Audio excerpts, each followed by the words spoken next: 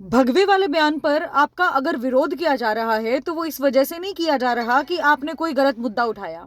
इस वजह से किया जा रहा है क्योंकि विरोध करने के लिए जिस भाषा का आप इस्तेमाल कर रहे हैं वो एक साध्वी की लैंग्वेज नहीं हो सकती। मैं शायद आपके खिलाफ ना तो कोई वीडियो बनाती और ना मेरी कोई आदत बनाने की, लेकिन आज की जो लाइव वीडियो हमने इंस्टाग्राम के माध्यम से देखी, उसको देखने के बाद एक चीज तो साफ है कि कहीं ना कहीं जो रंजिश है, जो चिड़चिड़ापन है, वो साफ झलकता है।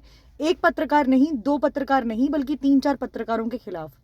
आप सामने से नाम नहीं लेती, इसका मतलब कहीं ना कहीं आपके मन में यह है कि गोभी खोद के मैं रख दूंगी।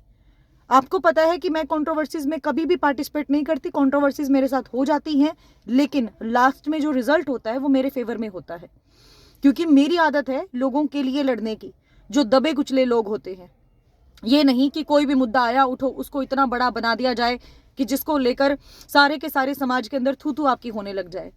आप बोलते, आपको अधिकार है कि भगवे के ऊपर इस प्रकार की बात बोली गई है, लेकिन आपने टारगेट पहले ढांडा न्योली वाला को किया, उसके बाद फिर उनको मान को करना शुरू कर दिया। मान के बाद फिर भी जब खिचड़ी नहीं गली, दाल नहीं गली, तो उसके बाद बोलना शुरू कर दिया देसी पत्रकार कर्मू के खिलाफ कि लोहारू के अंदर पिटा, ये पिटा। बाद में क्या आप लोग, आपने पत्रकारों की यूनिटी नहीं देखी क्या, कि किस प्रकार से हम लोग इकट्ठा होकर एसपी ऑफिस के अंदर गए और किस प्रकार से उनके खिलाफ हमने कंप्लेंट भी की, और कंप्लेंट करने के बाद क्या कुछ एक्शन किया गया? क्या मनीषा कांड के अंदर ये नहीं देखा आपने कि उसके अंदर लोग किस प्रकार से स्पोर्ट के अंदर आ गए थे? हमें चीजें दिखाने की जरूरत नहीं पड़ती, लोगों के अंदर जो भावनाएं हैं वो सोशल मीडिया के माध्यम से लोग हमें दिखा देते हैं। एक व्यक्ति तो राजस्थान से पैदल चल के तक भी आया था देसी पत्रकार कर्मू को सपोर्ट करने के लिए। वो इसीलिए नहीं आया कि देसी पत्रकार कर्मू इज अ फेमस पत्रकार, वो इसीलिए आया था क्योंकि दबे कुचले लोगों की अगर आवाज उठानी है तो लोगों को उम्मीद है देसी पत्रकार कर्मू से। और उसके बाद आपने बोला कि एजेंसी खरीदी हुई है, सरकार के पास सारा का सारा डेटा है। सरकार ना हमारे घर की ना आपके घर की, और सरकार को किसी के खिलाफ कोई भी सबूत मिलते हैं तो सबसे पहले प्रशासन को भेजकर उसको उठवाने का काम करती है सरकार। जो चीजें लाइमलाइट में है ही नहीं, जिन चीजों का कोई आधार ही नहीं है, जिन चीजों के ऊपर बोलने का कोई तात्पर्य ही नहीं बनता, उन चीजों को लाइक सोशल मीडिया पर लेकर आना। या तो बोलना है तो तथ्यों के आधार पर बोलो कि ये तथ्य है हमारे पास, अदरवाइज बोलना छोड़ दीजिए। मैं चिड़ी इस बात के ऊपर बैठी हुई हूं। आपने जिक्र किया कि एक वो पत्रकार जाट आंदोलन में सबक सिखाया, ये किया वो किया। किसानों की सबसे पहले आवाज उठाई गई थी। कोई बात नहीं, कंट्रोवर्सी हो जाती है, मेरे साथ भी हुई है, मैं बाहर निकली हूं, मेरे साथ भी हुई है, मेरे साथ भी मारपीट हुई है। वो ऐसे नहीं हो जाती, लोग भरे हुए बैठे होते जब आपके खिलाफ तो हो जाती है। कोई बटा बैठा है जात के नाम पे, कोई बटा बैठा है किसी और चीज के नाम पर, और आप तो, आपका तो कहूं ही क्या मैं।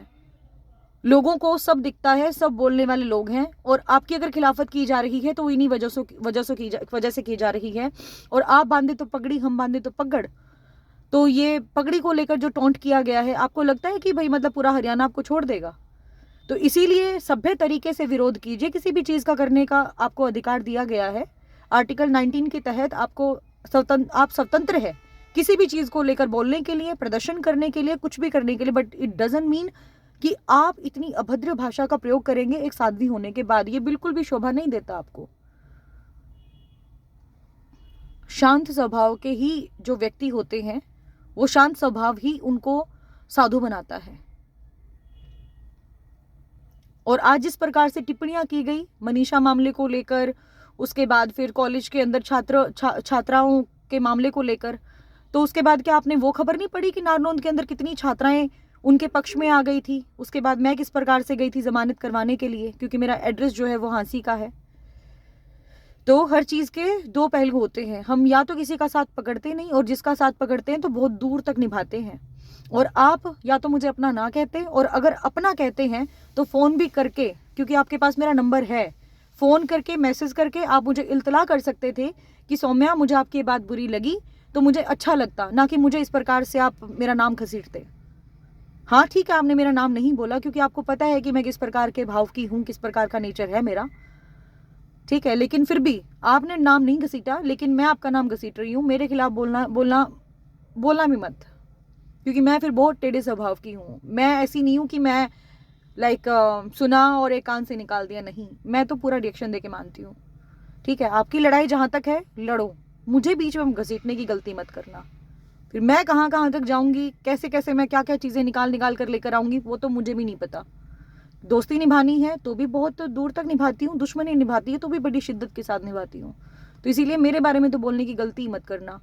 वहाँ एक कर्मू गल्ले रवा, वो 2-3 कर्मों के साथ रहते हैं, रहती है, वो रहती है ना, वो बता देगी फिर।